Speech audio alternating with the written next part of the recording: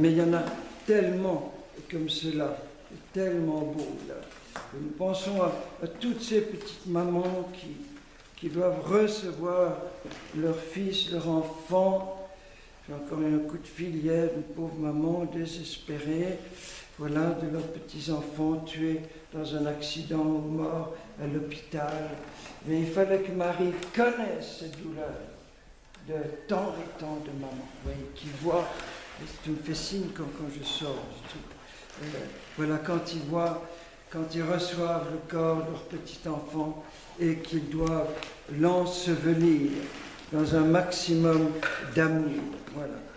Et donc c'est le dernier arrachement de Marie au corps de son enfant. Voilà. Et alors les poètes aussi ont beaucoup chanté cette immense douleur de Marie. Je vous suis un texte du grand poète Charles Péguy, quelques petits extraits. Ô douce, ô grande, ô sainte, ô belle nuit.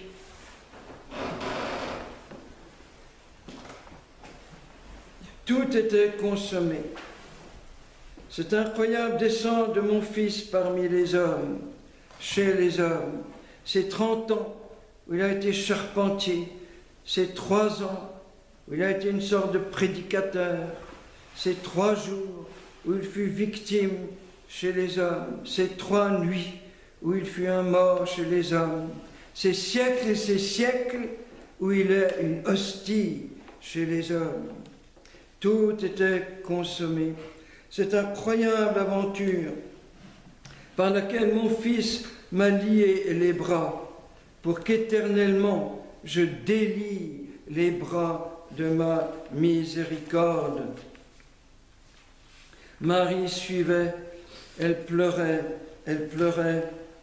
Elle avait gravi son calvaire, elle aussi était montée dans la cohue un peu en arrière, montée au Golgotha jusqu'au sommet où maintenant il était crucifié comme un oiseau de nuit sur la porte d'une grange, lui le roi de lumière. Les gens respectent beaucoup les parents des condamnés. Ils disaient même la pauvre femme, mais en même temps il tapait sur son fils, parce que l'homme est comme ça, l'homme est ainsi fait, le monde est comme ça. Depuis 3 jours, les gens disaient, elle a vieilli de 10 ans, je l'avais encore vue la semaine dernière, en 3 jours, elle a vieilli de 10 ans. Ses jambes la portaient sans même s'en apercevoir. Elle avait fait ses 14 stations du chemin de croix. Elle ne se rappelait plus si c'était 14. Un peu d'humour, voilà. Tout le monde était contre son enfant, tout le monde voulait sa mort. Qu'est-ce qu'il avait donc fait à tout le monde, son fils? Qu'est-ce qu'il leur avait fait? Je vais vous dire ce qu'il a fait. Il avait sauvé le monde. Seulement voilà, depuis 3 jours, une folie les avait pris contre son garçon. Une folie, une espèce de rage. Oui, ils étaient enragés après lui. Mais qu'est-ce qu'il avait fait? Il n'avait pourtant pas fait tant de mal que ça. On pourrait dire ça aux criminels qui assassinent les chrétiens. Mais quel mal vous ont-ils fait? Mais est-ce que ce sont des voleurs, des assassins, des menteurs? Mais quel mal on peut pour que vous les torturiez et les tuer? Elle pleurait, elle fondait, son cœur se fondait, mais se fondait de bonté. Aujourd'hui, elle abandonnait son enfant à cette foule. Qu'est-ce qu'une femme peut faire dans une foule? Je vous le demande. Et elle allait entendre le cri de son fils, le cri qui ne s'éteindra dans aucune nuit, d'aucun temps, etc. Voyez, là aussi les poètes, comme les artistes qui cherchent à faire comprendre, à faire saisir quelque chose du mystère. Et la tradition veut aussi que Véronique, qui aurait pris sur son linge le visage de Jésus pour consoler Marie, sont venus lui offrir, elle est venue lui offrir justement cette photographie, si je puis dire, de son fils. Mais il n'y a pas seulement Marie, il y a les saintes femmes qui vont jouer un rôle décisif à la croix et à la résurrection. Donc, Saint Luc les monte à distance parce qu'ils ne peuvent pas approcher. Et pour la mise au tombeau, enfin, elles peuvent approcher, puisque Nicodème a obtenu de Pilate que les soldats n'interviennent plus. D'ailleurs, à propos des soldats romains, j'ai oublié de dire que Longin, c'est le nom donné au centurion romain qui supervise toute cette exécution et qui est donc le chef des 4 soldats de l'escouade, comme on dit, qui sont autour de la croix. Et Longin est comme giclé, si je puis dire, par le sang qui jaillit du cœur. C'est une vieille tradition que Mel Gibson a repris dans son film d'ailleurs. Et ce son battait directement dans le sang de Jésus et il se met à crier, celui-là, c'est vraiment le Fils de Dieu. Voilà.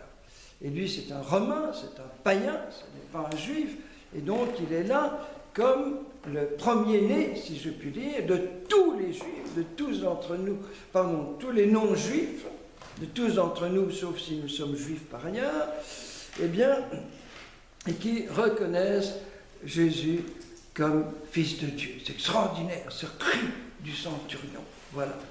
Alors les femmes, elles vont être très très attentives à tout ce qui s'est fait. Elles vont sûrement beaucoup aider pour l'ensevelissement et elles vont passer toute cette journée du samedi à préparer leur parfum. Je vais venir au parfum dans quelques années. Quelques instants. Voilà.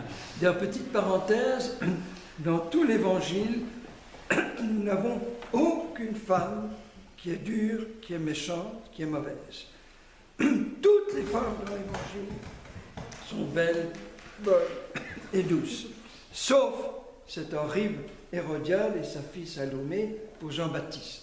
Mais par rapport à Jésus, il ne reçoit que de la consolation et de la douceur des femmes. C'est pour ça que c'est à des femmes qu'il confie 5 fois des grands mystères à révéler aux autres. Et sur ces 5 femmes, Élisabeth, Marthe, Marie, Béthanie, il y en a 3 qui sont des femmes qui ont été très blessées par la vie, justement. La Samaritaine, révélation de l'adoration du Père en esprit et vérité. Myriam de Magdala, la Magdalène, qui va être jusqu'au pied de la croix, qui va être la première à annoncer la résurrection. Encore une femme qui a été très blessée, marginalisée, méprisée. Et puis, cette merveilleuse femme prise en adultère, dont j'ai parlé l'autre jour, qui reçoit la révélation de la miséricorde. Donc, sur 5 femmes qui jouent un rôle décisif dans l'Évangile, sans parler de Marie, bien sûr, eh bien, il y en a 3 qui sont des rescapés de la mort et de beaucoup de blessures. C'est très important à comprendre ça, oui, très important. Voilà. Alors, nous en arrivons à l'ensevelissement proprement dit. Voilà. Où le problème, c'est qu'ils ont très peu de temps. Parce que, donc, il a remis son âme dans le main de son père à 3 heures. Ensuite, il va y avoir le cœur ouvert, donc vers 4 heures, comme cela, parce que Jésus part le premier des 3 crucifiés, comme pour aller préparer l'introduction de son cher bon larron, ce grand criminel devenu un grand saint, au ciel. Voilà. Et à peine arrivé au ciel, le premier qu'il accueille dans son royaume, qu'il présente à tous ses saints et à tous ses anges et à son Père, c'est le bon larron. Ah, il y a la stupeur des anges. Le criminel, c'est le premier qui rentre. Voilà, tout de suite après. Donc Jésus part à toute vitesse avant. Voilà, parce qu'il a fait l'acte de partir plus tôt. Et donc le cœur ouvert, transpercé, c'est pour vérifier si effectivement il est bel et bien mort. Voilà, pour qu'on puisse le détacher. Voilà. Mais il y a très peu de temps, parce que la nuit tombe très vite. En avril, j'ai vu ça il y a 15 jours, en Judée, dans ces pays, surtout sur l'équateur, entre le coucher de soleil et la nuit tout à fait noire, il n'y a qu'un quart d'heure, 20 minutes. Il n'y a pas cette heure, cette pleine longueur, 1 heure et demie, qu'il y a chez nous entre le coucher du soleil et la nuit noire. On était après 1h30 de clarté, vous voyez. Donc là, c'est très très vite. Voilà. Et on ne peut faire un geste, on peut bouger, tout ça, qu'avant la première étoile. Donc, il faut faire un ensevelissement hyper express. Il n'y a pas une minute à perdre. Voilà. Et grâce à Dieu, justement, ce cher Joseph d'Arimathie s'était fait construire un tombeau pour lui. Voilà. Parmi les riches, comme avait prévu la prophétie d'Isaïe 53, et c'est providentiel parce qu'elle est proche du calvaire. On voit ça très bien maintenant, à tel point que c'est dans une même église, le Saint-Sépulcre, mais en Orient, on appelle cette église l'Anastasis, la résurrection. On voit le rocher du calvaire, on l'a retrouvé, on voit très très très bien, et puis le tombeau à 200 mètres un peu plus loin. Voilà.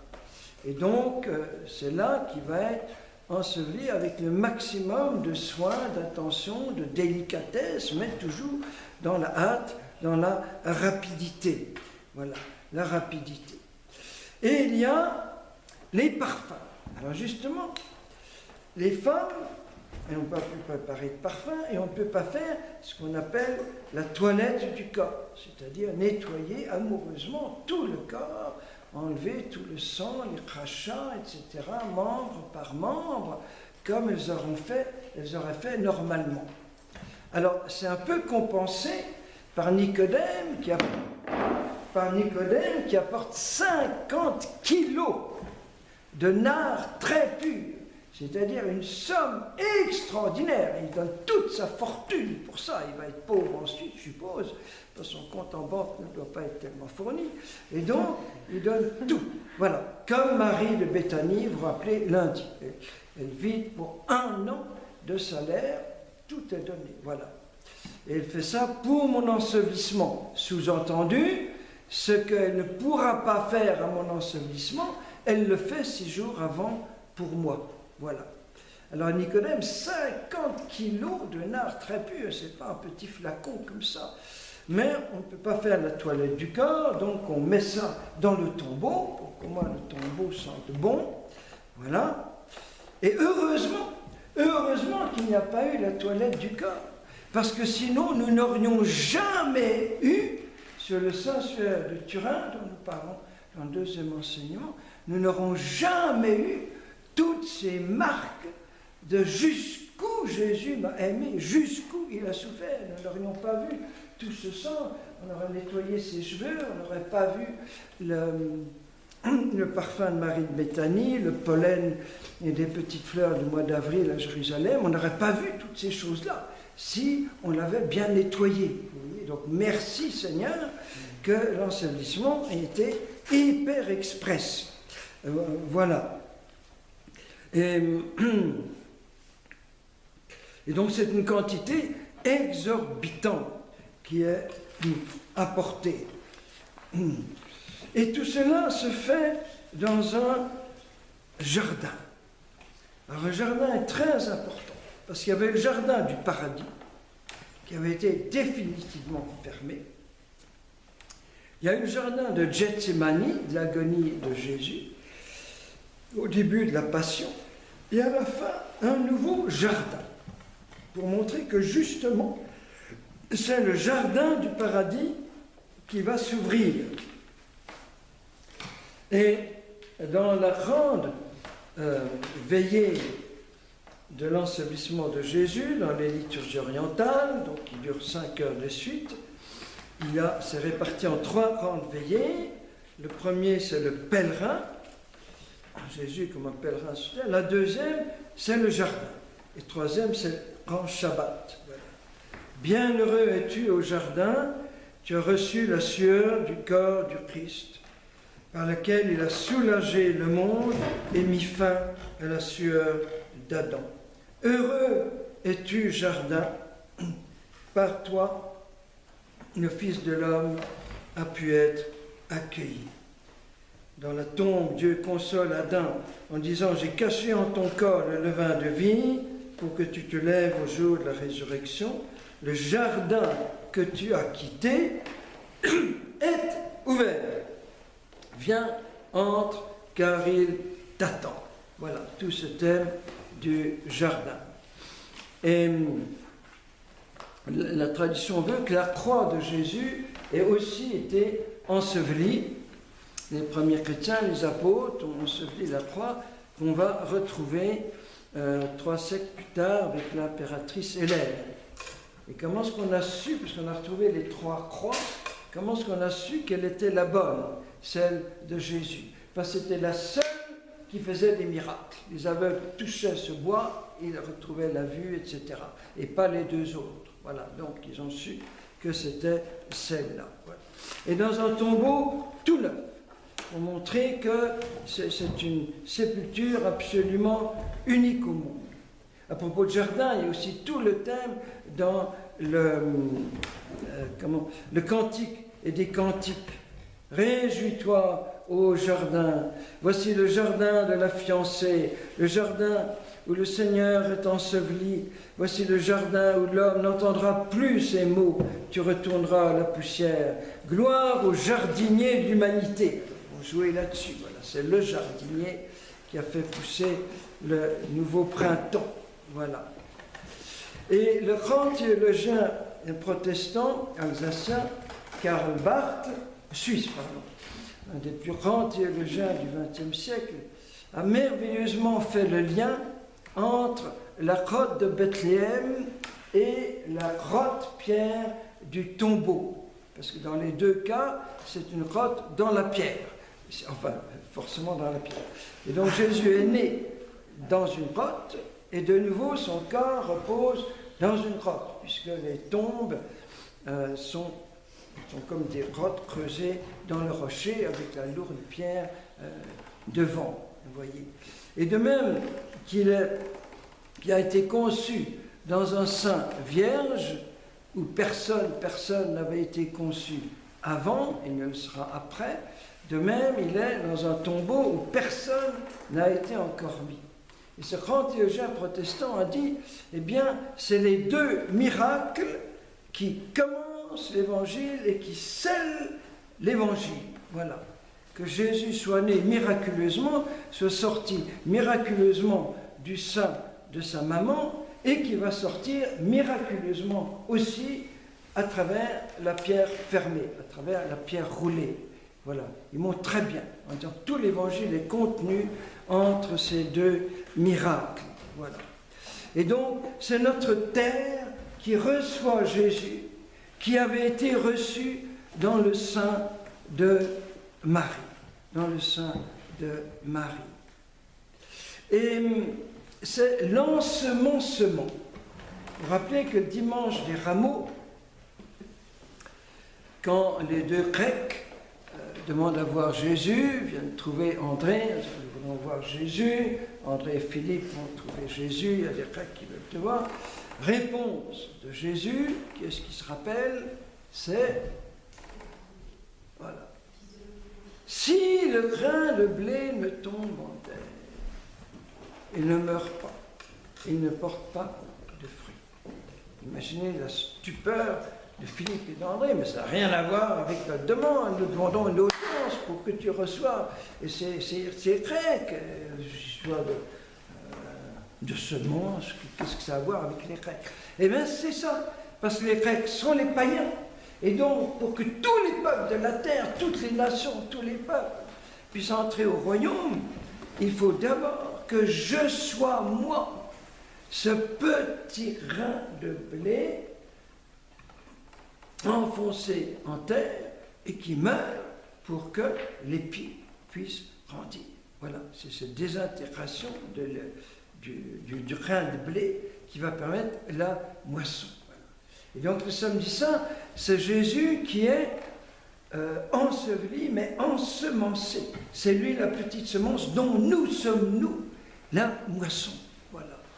Et donc les apôtres vont comprendre ça beaucoup plus tard. Voilà. Et donc c'est notre terre cosmique au niveau cosmos, qui est aussi sanctifiée par Jésus.